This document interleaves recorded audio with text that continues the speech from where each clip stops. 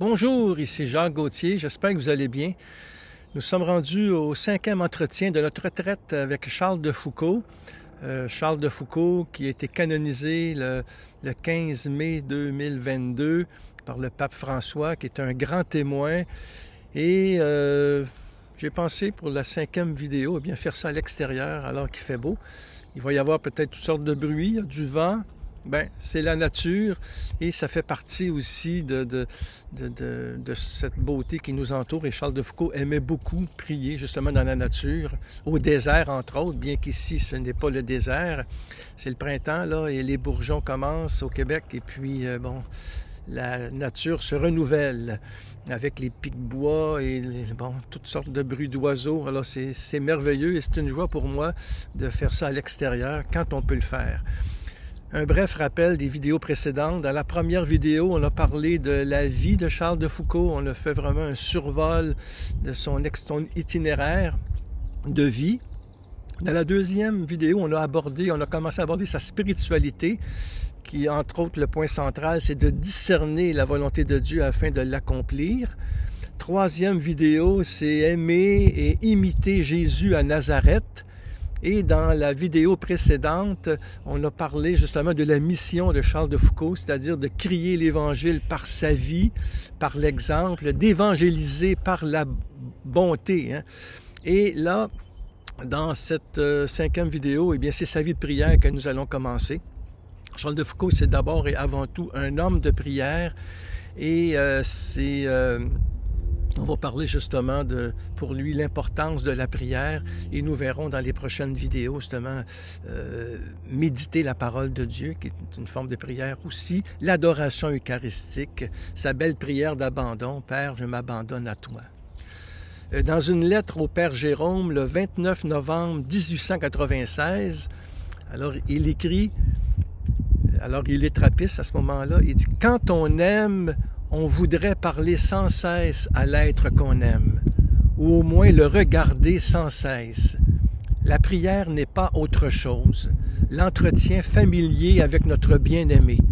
On le regarde, on lui dit qu'on l'aime, on jouit d'être à ses pieds, on lui dit qu'on veut vivre et y mourir. » Alors ici, on voit vraiment l'importance de la prière de Charles de Foucauld qui est liée à l'amour. Pour Charles de Foucauld, c'est prier comme on aime. Il dit, plus tu aimes, mieux tu pries. Puis, il disait, prier, c'est penser à Dieu avec amour, en fin de compte. Alors, il dit, quand on aime, bien, on veut regarder. La prière n'est pas autre chose. C'est l'entretien familier avec notre bien-aimé, le Christ. Par contre, il faut bien dire, alors on va revenir quand même un peu sur sa vie parce que nous savons que Charles a vécu dans une famille catholique, mais sa foi était beaucoup plus sociologique que mystique. Comme bien des croyants d'ailleurs, on peut être chrétien de nom, catholique de culture, mais ça ne veut pas dire qu'on vit sa foi profondément, qu'on en fait, on veut absolument suivre le Christ et que notre souci est de ne vivre que pour Dieu dans la prière. Et ça, je l'ai montré dans la première vidéo, un survol de sa vie, parce qu'on a vu qu'il a tout abandonné à l'adolescence. Après ça, il a mené une vie dissipée pendant ses études à Saint-Cyr. Mais quand il part à 24 ans pour son expédition au Maroc, alors là, il y a une grâce intérieure qui le pousse un petit peu plus à fréquenter l'Église, sans croire vraiment. Et c'est là qu'il va passer de longues heures à répéter cette prière. Mon Dieu, si vous existez, faites que je vous connaisse. On peut dire qu'il sera exaucé. Alors j'espère que vous m'entendez bien, qu'il n'y a pas trop de vent parce que ça peut arriver, mais on y va. Alors, c'est après sa conversion que, justement, Charles va renoncer aux choses matérielles et aux activités mondaines, qu'il va se livrer davantage à la prière et à la méditation. Et avec l'aide de son père spirituel, le père Huvelin, bien, il va discerner les mouvements de l'esprit qui naissent en son âme. Et c'est là qu'il ressent le besoin de prier, d'aimer Dieu, d'imiter Jésus dans ses abaissements. Et là, sa foi devient beaucoup plus mystique, c'est-à-dire vraiment ouverte au mystère. C'est ça, la mystique. C'est notre foi qui s'ouvre au mystère. Et là, Charles va faire plusieurs retraites et dont justement l'appel à la vie monastique. Il va s'initier quand même à ces 10 prières pendant 7 ans. Hein? Puis il devient domestique chez les Clarisses à Nazareth. Nous avons vu ça. Il va approfondir la prière d'adoration de jour comme de nuit. Et devenu prêtre, il répond à l'appel du désert et de la mission en vivant au milieu des âmes les plus délaissées du monde musulman algérien. Et c'est là qu'il se fixe à Beni Abbès, puis au pays des Touaregs, à Tamanrasset, où il est assassiné le 1er décembre 1916. Nous avons vu ça, c'est un survol que je voulais vous donner. Donc, on le voit, c'est à partir de sa conversion que la prière va orienter toute sa vie. Et si la prière a la première place dans son quotidien, c'est parce que Dieu est au cœur de sa vie. Sa soif insatiable d'oraison et d'adoration le libère lui-même et lui permet de se réaliser dans le Christ, hein, qu'il appelle son bien-aimé frère et Seigneur Jésus. Souvent, c'est comme ça quand il dit le Christ, mon bien-aimé frère et Seigneur Jésus. Il définit d'ailleurs la prière comme un regard amoureux tourné vers Jésus, qui nous regarde avec amour, même si nous ne ressentons pas son amour. Il dit, prier, c'est penser à Dieu en l'aimant. Il note ça dans ses méditations. C'est une très belle définition de l'oraison, ça. Prier, c'est penser à Dieu en l'aimant. Nous ne trouvons pas vraiment de traités théologiques et de grands discours dans ces œuvres spirituelles, hein, qui sont édités en 16 volumes quand même. Hein. Sont édités en 16 volumes de 1973 à 1997 aux éditions Nouvelle Cité. Nous avons là vraiment toutes ces œuvres. Mais Charles n'écrit pas pour être lu, si l'on accepte sa correspondance, là, qui a plus de 4400 lettres répertoriées. Alors, non, ses notes de retraite et ses méditations sur les saints évangiles n'ont qu'un seul but, mais son journal aussi, c'est prolonger les entretiens d'amour quotidien qu'il a avec le Christ pour mieux s'unir à lui. Il y a là une telle authenticité dans sa manière de chercher le Christ et de le prier, une telle ferveur dans l'expression de la joie qui l'habite et du feu qui le consume, que son héritage spirituel va se répandre à travers le monde. Et c'est par la suite, ça, qu'on va véritablement découvrir ses écrits. Et moi, je pense qu'on n'a pas encore vraiment analysé, étudié vraiment tous ses écrits, d'autant plus que maintenant qu'il est canonisé, il pourra peut-être être un jour nommé docteur de l'Église dans cette spiritualité du désert qu'il a développée. Et donc, son héritage spirituel va se répandre à travers le monde. Frère Charles a été un contemplatif au grand cœur qui a ouvert sa porte à tous, en particulier aux musulmans. Et il a su parler de la prière en des termes très, très simples, que ce soit dans sa minuscule cabane à Nazareth ou dans ses ermitages du Sahara. Il a compris de l'intérieur, en fin de compte, que la vie n'a de sens que lorsqu'elle devient amour et prière, travail et liturgie. Il s'est laissé conduire par l'Esprit pour mieux rayonner le Christ dans sa prière d'offrande et sa mission de frère universel. Et l'heure d'adoration était pour lui, il dit ça, une heure de pleine douceur. Il écrit à Monseigneur Guérin le 30 septembre 1922. Il dit de 3h30 à 5h30, adoration. C'est le meilleur moment de la journée après la messe et la nuit. Le travail est fini et je me dis qu'il n'y a plus qu'à regarder Jésus. C'est une heure de pleine douceur. Fin de la citation de Charles de cette lettre à Monseigneur Guérin. Mais à d'autres moments, quand même, écoutez, sa prière, c'est pas tout dans la douceur, là. Cette forme de prière intérieure et silencieuse se transforme en une expérience d'aridité et de pauvreté, comme c'est souvent le cas, hein, pour les personnes qui se livrent à l'oraison, à l'adoration. C'est dans le désert, c'est un désert intérieur. Alors, Frère Charles est confronté au, je dirais, terrible silence de Dieu qui décape l'âme, je dirais, du vernis de l'orgueil. Il expérimente avec plusieurs adorateurs la privation de tout goût dans l'oraison. Il se sent tiède et vide. En fin de compte, il livre un combat contre les ténèbres, dans la sécheresse et le découragement. Je vais vous lire ici un extrait. Alors ici, j'ai une photo de Charles, frère Charles, qui disait « L'amour peut tout. Il accomplit beaucoup de choses qui fatiguent et épuisent vainement celui qui n'aime pas. » Cher frère Charles, et on entend en même temps toujours le pic-bois et le vent qui souffle, le vent de l'esprit, Alors, il écrit, frère Charles, « La prière m'est difficile. À peine est-elle commencée que tantôt le sommeil, tantôt des pensées insupportables me font la guerre. Cette difficulté est de toute heure. J'ai besoin de me cramponner à la foi pour rester en prière. Et je ne sais même pas si je suis aimé de Dieu, car il ne me le dit jamais, jamais, jamais. » Il écrit ça 3 fois à la fin de la citation. Il vit l'aridité, il vit de sécheresse. Alors, c'est ça. Sur son réveil, il avait écrit « Il est l'heure d'aimer Dieu ». Quand la sonnerie l'appelait à la prière, il avait écrit dessus « Jésus Caritas », sa devise, et « Il est l'heure d'aimer Dieu ». Mais parfois, il tardait à se lever, alors il s'excusait auprès du Seigneur. Il l'écrit lors de sa retraite à Nazareth le 10 novembre 1897, il écrit « Comme si ce n'était pas une grâce 1000 fois bénie de m'éveiller plus tôt pour être plus tôt à vos pieds, à vos genoux, la tête dans vos mains, à vous dire que je vous aime, comme si le réveil n'était pas votre appel, comme si au réveil ne brillaient pas devant mon âme en lettres étincelantes ces mots « Il est l'heure d'aimer Dieu ». Alors on le voit, un frère Charles a fait de sa vie une prière continuelle, en dehors d'heures précises. Et c'est une prière fondée sur la conviction profonde que nous sommes aimés de Dieu, même si on ne le ressent pas. Sa prière du cœur était la réponse à cet amour, la preuve concrète que Dieu existe et qu'il a la priorité absolue. Le pape François, d'ailleurs, évoque la prière de frère Charles dans son exhortation sur la sainteté dans le monde actuel, « Gaudete et exultate », c'est-à-dire dans la joie et l'allégresse. Alors, le pape, il écrit au numéro 155, « Si nous reconnaissons vraiment que Dieu existe, nous ne pouvons pas nous lasser de l'adorer, parfois dans un silence débordant d'admiration ou de le chanter dans une louange festive.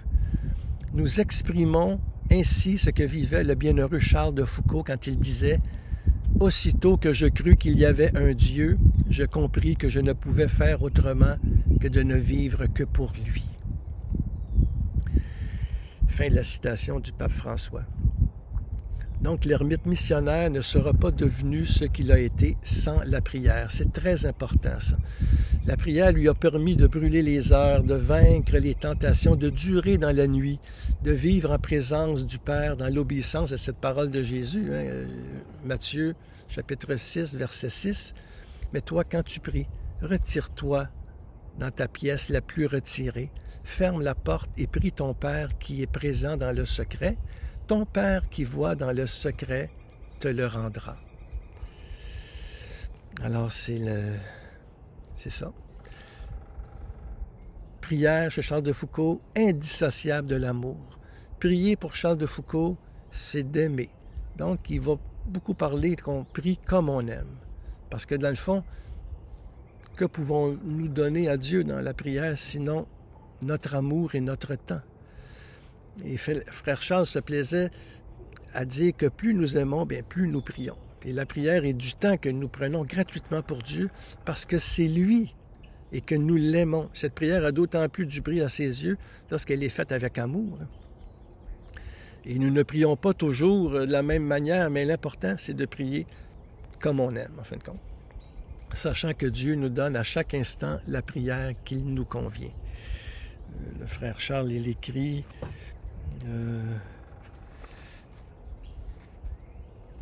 il y a une autre photo du frère Charles, c'est pendant que j'y pense, vous voyez. Là, ici, il est à Péniabès, je pense, je crois. Et c'est toute la prière ici de frère Charles.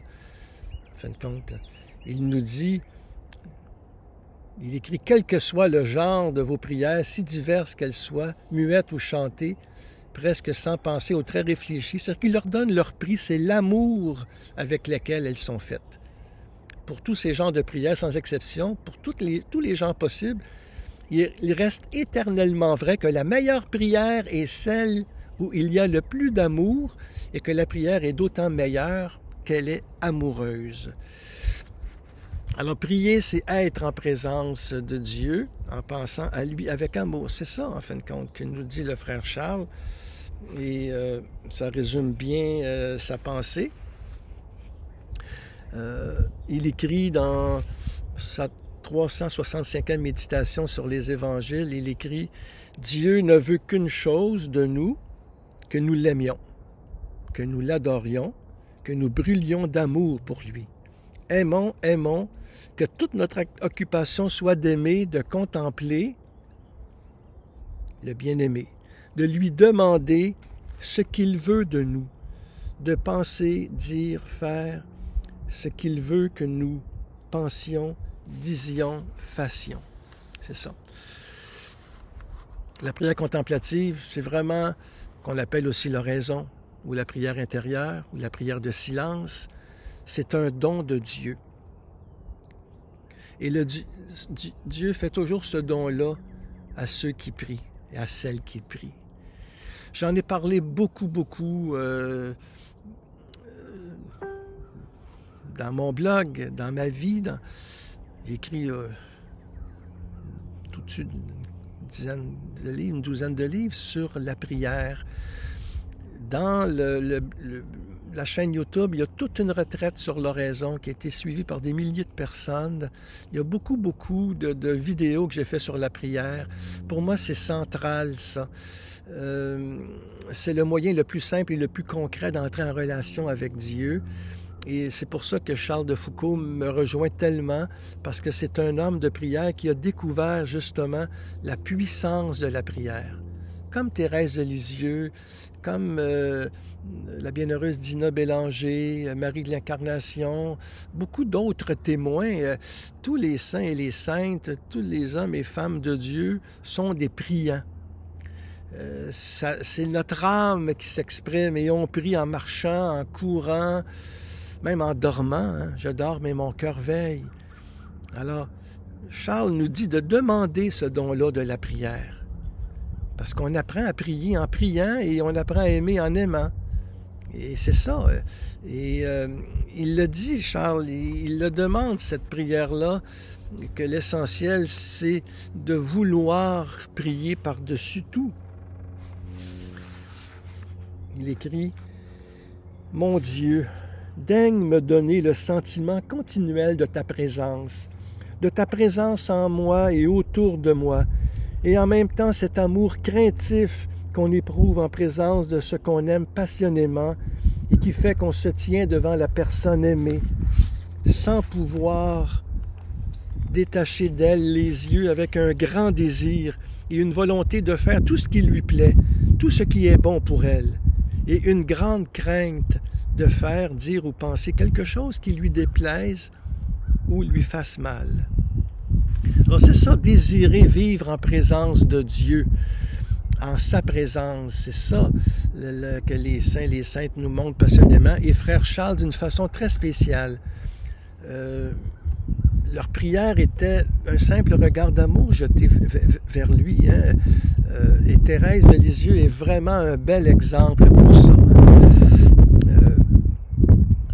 Par exemple, juste avant